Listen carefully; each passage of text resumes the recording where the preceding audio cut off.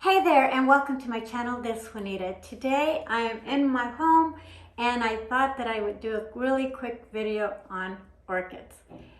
And the reason for that is because I have these two moth orchids that bloom for me constantly. Now I created a video where I showed how I water all my plants and how I get my plants to consistently bloom for me on a regular basis. So I will link that video up here for you to go catch. But in just a really quick synopsis, it's very simple. I just run warm running water in the faucet.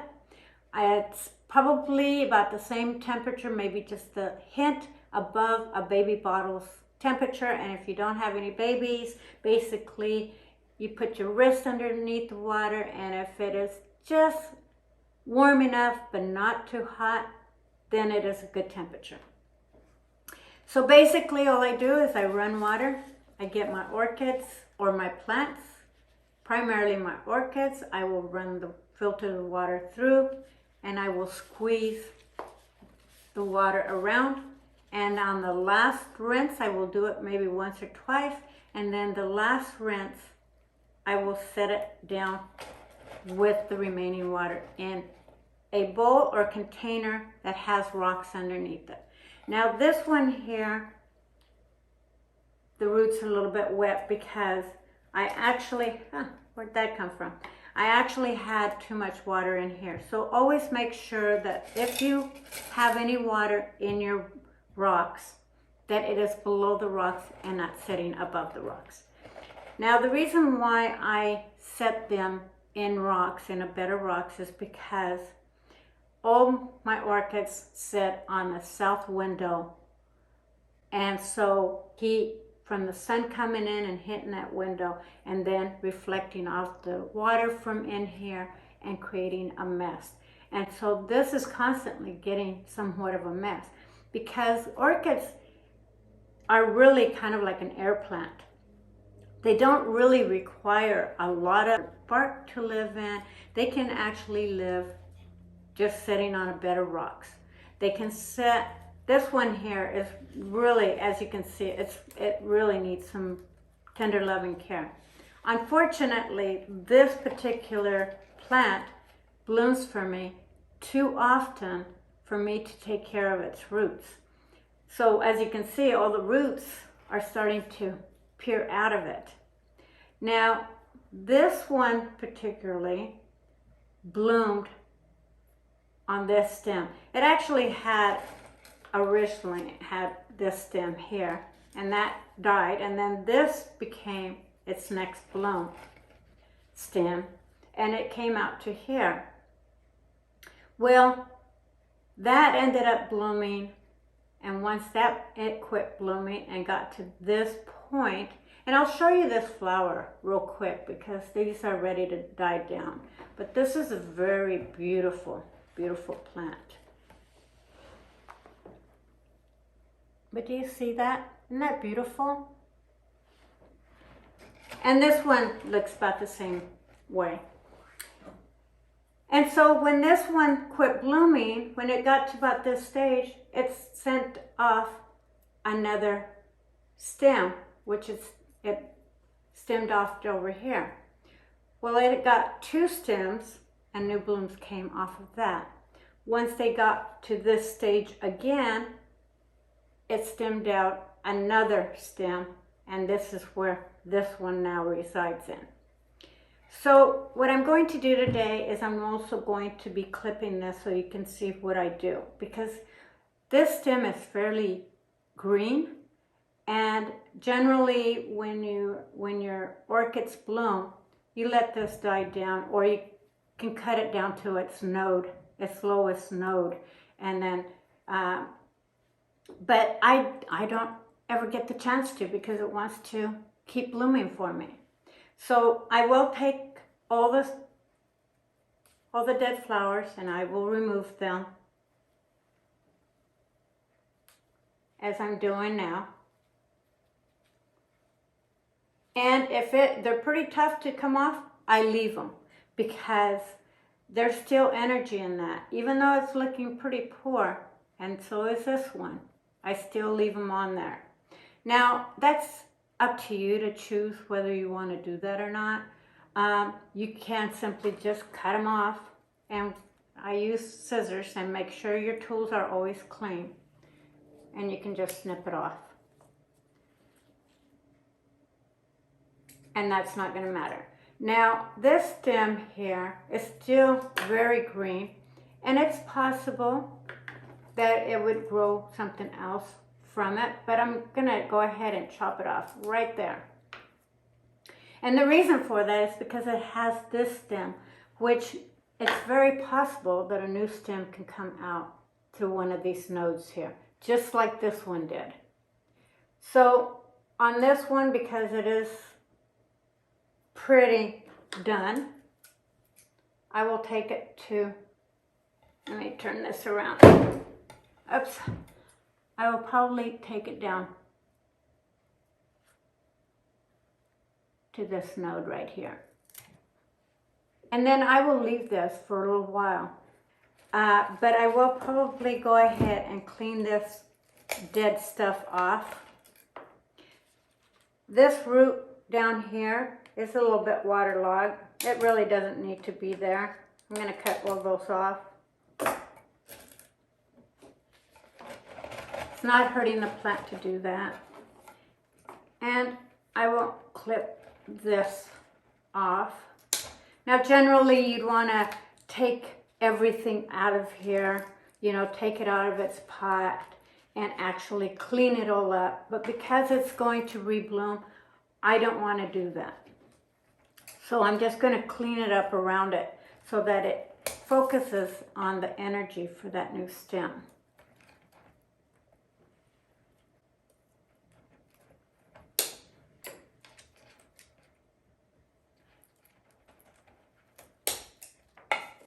So pretty much I'm just going to leave this be, because it looks like it's got good roots in the bottom, and leave it be until it's completely done blooming again. Hopefully it'll give me that opportunity. This plant here, I don't have it in a bed of rocks. This is probably one of the only plants that I don't have in a bed of rocks. And the reason for that is because there's really not much room in the pot, and I really like the pot, so I'm going to leave it. As you can see, this has a lot of really healthy roots in here. And then I have some like fake peat moth on top. That kind of adds for moisture. So I saturate that when I'm running water through it. I just saturate it and make sure that I'm, you know, kind of sifting the water in there and squeezing it so that all the bark that is in there gets pretty saturated. On this one here, because it's not sitting in rocks, I do not let it sit in water. However, I do let it sit in just a tiny bit. So I pretty much want to drain almost all the excess water once I've run it through the faucet. And then I put it back in with just a little bit of water so that it can continue to saturate and get the rest of those barks nice and wet. This one here, as you can see, it's got a whole new stem.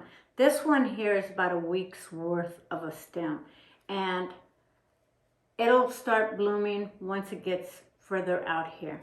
I'm kind of keeping an eye on it to see how long it takes from it starting to root out a budding stem, to see how long it takes for it to start blooming. And then I'm going to document from the time that it started blooming, its first bloom, until its last dead bloom. And the reason for that is because this one constantly is in bloom. This has been in bloom practically all year round. And now it's going to, now it just died and it's getting a new stem. So I don't know what the real trick is other than I let them get bone dry and then I water them. And I water them with warm water and then I stick them back in the window. That's all I do. And the other thing that I want to point out, technically, and I could be totally wrong on this, so if you have any comments on this, or if you are very much of an expert in orchids, please leave it in the comments below. But from what I've noticed on every orchid that has bloomed for me, no more than its bloom, that it's putting out that energy for that new bloom, the lower limb always seems to get weaker. My theory on this is that it is taking up so much energy on the upper leaves as well as the energy to rebloom that sometimes the lower leaf suffers. So if you have a leaf that's turning yellow in the bottom, don't worry about it. As long as your water is nice and kept up to date, your leaves overall look nice and healthy, but you have one dead one, it's only probably because it's putting out all the energy up here, and so it's losing some of its nutrients for the bottom one. So just let it run its course, clip it off with a pair of scissors, and don't worry about it. Because it's not about whether your plant is healthy or not healthy, or watered enough or not watered enough. Because technically, if it's like this limp, it could be a watering issue. But as you can see, these are all nice and shiny. They're thick throughout the rest of the plant.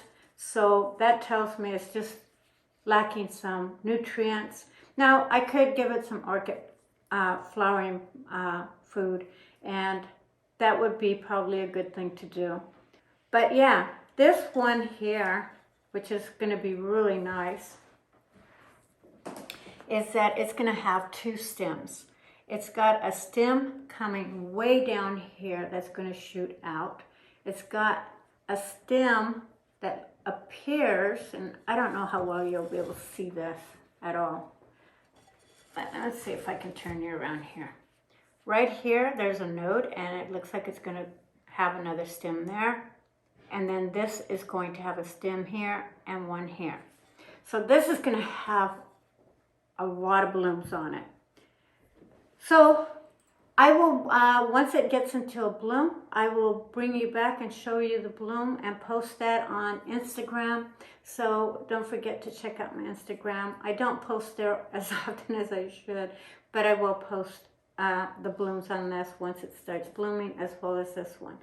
Now, one of the things that I learned many, many years ago, first off, and of course it's going to determine on where you live and what state you live and what your weather patterns are. Here in Portland, Oregon, I've noticed because it rains and so therefore it gets cloudy, the temperatures cool down, and so we have this on and off lighting thing going on. I have learned many, many years ago when I would move my plants around, even though they were the healthiest of plants, when I moved them around in the daytime, they would kind of go into shock and just really whimper. And I never could figure out what I was doing wrong, because overall it looked healthy until I moved it.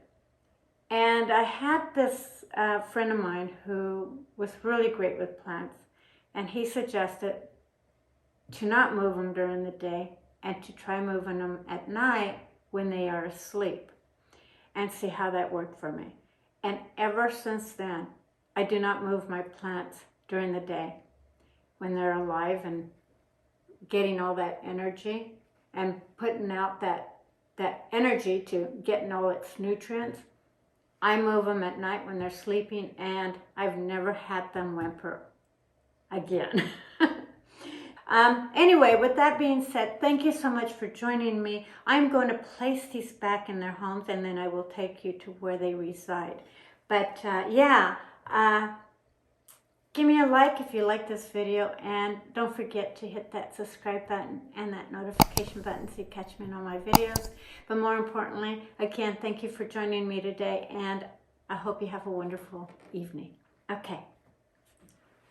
See you on my next video.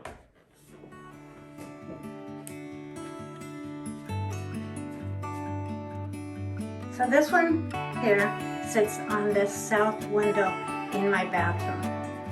In my bathroom, I also have another Christmas cactus here. And this one continuously blooms for me as well. And I treat all my plants the same as far as the watering patterns that I do, where I just put warm water, run them, and let them get bone dry, and then re-water. But this one blooms at least 2 or 3 times a year, as well as this one here.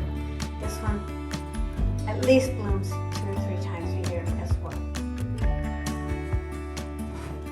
So in this area, this is also a south-facing window. I do have 2 moth orchids, one right here, and then one right over there behind the aloe vera plant. And then I have a dancing orchid right here. That one I will be creating a video on, so stay tuned for that video because it's a separate type of care. And it's also a beautiful orchid. I also have a lipstick plant right here, and it just finished blooming. It's beautiful. It's yellow with red tips, and that is always blooming for me as well. And here is for my other one, besides. Both of them are on south-facing windows. And as you can see, it gets just that perfect lighting. And even on a cloudy day, it still gets filtered light like that.